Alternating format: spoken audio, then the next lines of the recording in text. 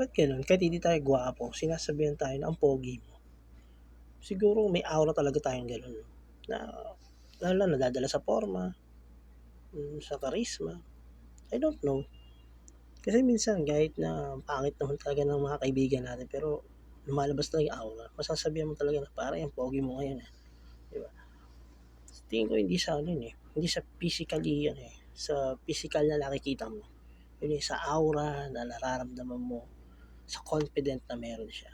Kaya maaaring kahit sino masabihan mo, "Pare ang ganda mo, tol ang gwapo mo." 'Di ba? Hindi yun na ano, hindi yung sinasabi na parang nababakla ka o 'di ba, or something. Yun yung parang ano, yung nakikita mo, 'di ba? Well, masasabi ko lang, siguro natural lang yun sa mga tumitingin na makakapagsabi ka ng ano, mga positive thoughts sa nakikita mo dahil ang lakas ng aura niya. Kahit sino siguro, mapalalaki, mapababae, baka gano'n. Kahit siguro kahit anong gender, baka 'pag nakita mo yung gano'n, mapapa-wow ka talaga. Kaya,